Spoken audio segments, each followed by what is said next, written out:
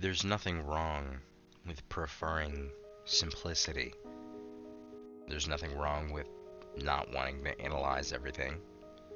But when disagreement starts feeling like personal attack, there's something much deeper at play. Most arguments today aren't about truth, they're about identity. If I believe something and you challenge it, my nervous system doesn't hear, there's another variable here that you're not looking at. It just hears, you're wrong, you're flawed, you're not intelligent, even when that's not what's being said.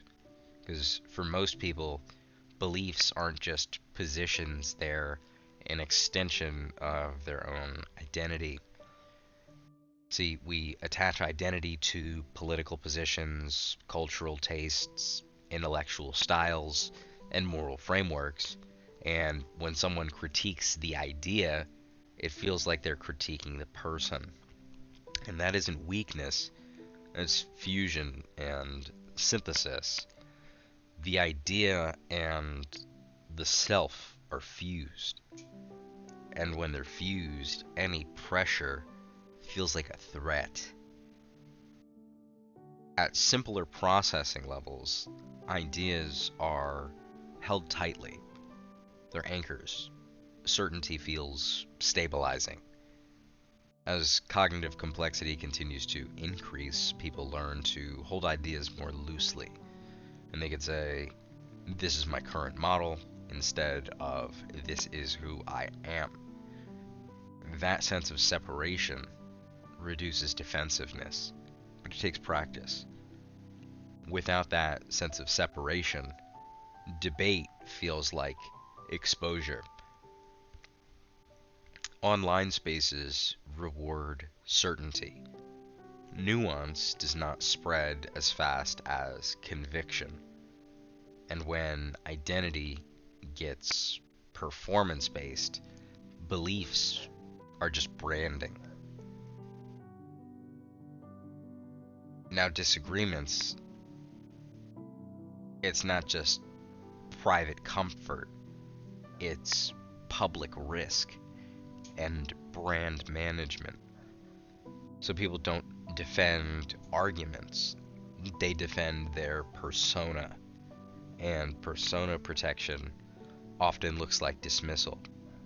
Like, that's a tired take, you're cringe, you're a pseudo intellectual, be based.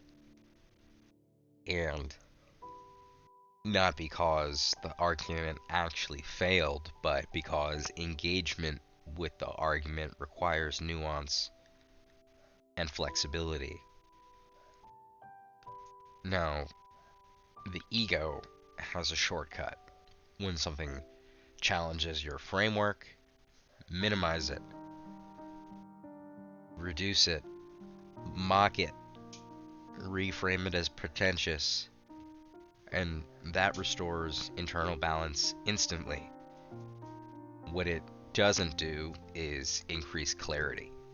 When you take your identity and an argument and you jump to a conclusion, and then you jump to justify that conclusion and say, your argument's invalid because you don't have any power.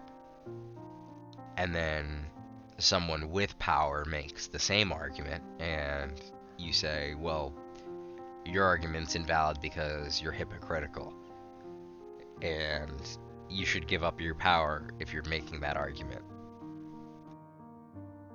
The real shift there is not intellectual dominance, it's psychological separation. Can you hear a disagreement without interpreting it like it's a threat to your nervous system? Can you analyze an idea without defending your identity? Can you say, wow, that's interesting, thank you, let me think about that, instead of immediately categorizing it and putting somebody in a box? That's capacity. And capacity, when challenged, feels like calm. So if a disagreement irritates you, pause. Ask whether your idea is being examined or whether your identity feels exposed. There's nothing wrong with having beliefs, but fusing yourself to your beliefs limits your growth. When you can separate the two, the discourse changes. Not because everyone agrees, but because the sense of threat that appears within your nervous system disappears.